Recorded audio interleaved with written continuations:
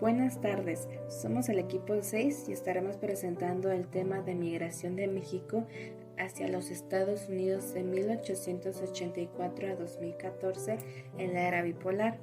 Un breve resumen sobre el tema del que estaremos presentando son el porcentaje de los inmigrantes mexicanos que llegaron con intención de establecerse en California, el porcentaje que regresaba de los que ya vivían en los Estados Unidos, cómo optaron por permanecer en el extranjero y aceptar la legalización y establecerse permanentemente en los Estados Unidos.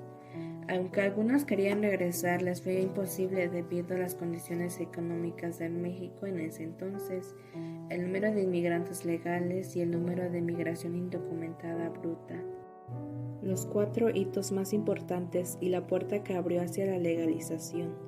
La fase bipolar es una de las más complejas del proceso migratorio entre México y Estados Unidos, teniendo dos dinámicas: abrir la puerta a la legalización y cerrar el acceso al mercado de trabajo o intensificar el control fronterizo. Debido a la ley de IRCA, estas son las siglas de Ley de Reforma y Control de la Inmigración de 1986, con 4 importantes hitos que son: 1987 se creó el programa de regularización. 1993 se crearon las operaciones de control fronterizo. 1996 se creó la nueva ley específica para el control de la inmigración ilegal y 2001 se creó la Política de Seguridad Nacional en la Frontera y la creación del ICE, que son siglas del Servicio de Control de Inmigración y Aduana.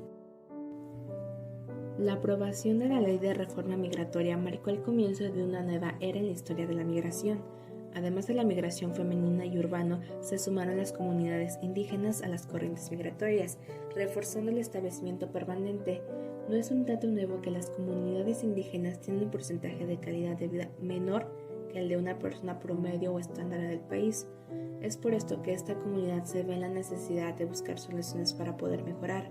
Al llegar al país receptor, las comunidades ven que su estadía es buena, entonces buscarán la manera de poder quedarse. Con esto querrán obtener la aceptación políticamente más aceptable, por lo que buscarán la ciudadanía permanente. Por obvias razones, los conocidos o familias de las personas que ya radican en dicho país receptor querrán tener las mismas oportunidades.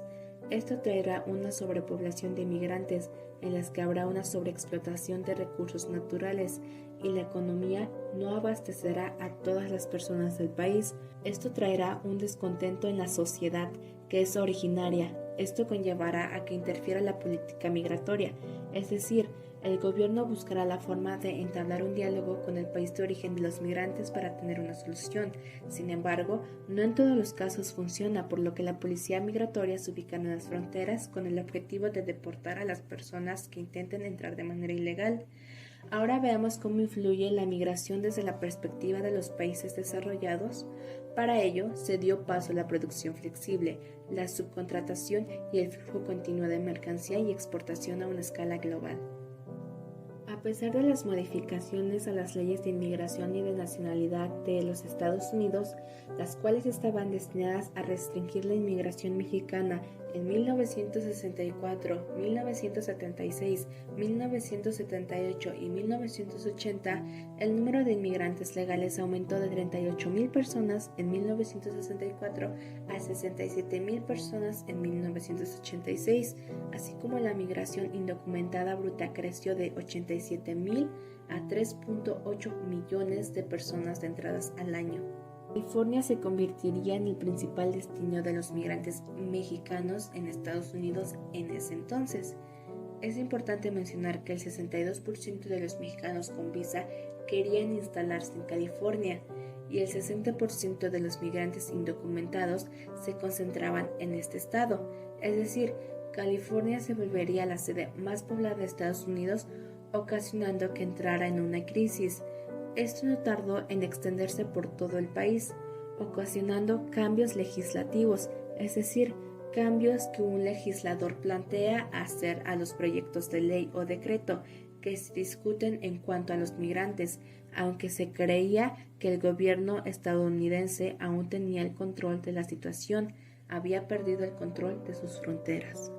El gobierno mexicano puso en marcha un ambicioso programa de industrialización basado en la maquila, y la exportación, en el cual se negociaron acuerdos binacionales para crear una zona especial de comercio e industrialización en la frontera norte, importar insumos, ensamblarlos y exportarlos nuevamente como productos finales, de un pago mínimo de impuestos.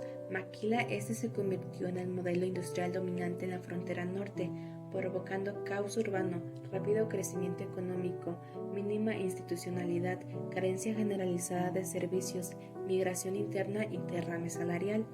Los trastornos económicos resultantes bloquearon la tradicional alternativa de regresar a México debido a las débiles condiciones económicas del país.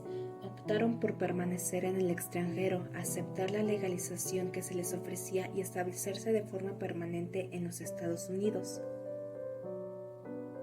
La IRCA obligaba a los inmigrantes a permanecer en Estados Unidos y tomar clases en inglés y educación cívica para la obtención de sus visas de residentes permanentes, de manera que los migrantes que regresaban a sus hogares se veían obligados a reingresar a Estados Unidos cada año, con el fin de mantener su condición de residentes legales. La calidad de vida de los mexicanos en los Estados Unidos. Se discriminaban a los trabajadores de aspecto extranjero y en lugar de negarles puestos de trabajo, les reducían sus salarios. La discriminación salarial fue especialmente severa entre los migrantes. Las tasas de remuneración se determinaban por la educación, experiencia laboral y el dominio del inglés. El 82% de los inmigrantes mexicanos tenían la intención de establecerse en California, Texas. Sin embargo, el porcentaje bajó a un 71% para el año de 1986 a 1995, dadas las circunstancias. Al principio, la población de inmigrantes eran en su mayoría hombres. Sin embargo, poco a poco la población se diversificó como consecuencia de las nuevas leyes que eran favorables para los individuos. Lo anterior nos lleva a pensar que la historia es fundamental para todo aquel que quiera crear una nueva expectativa sin ser la sombra de nuestro pasado.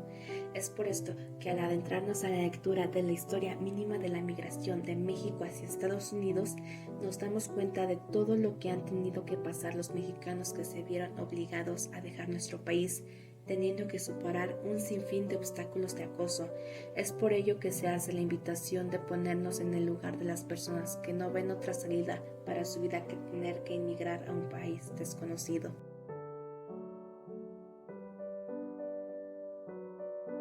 Eso es todo, gracias por su atención.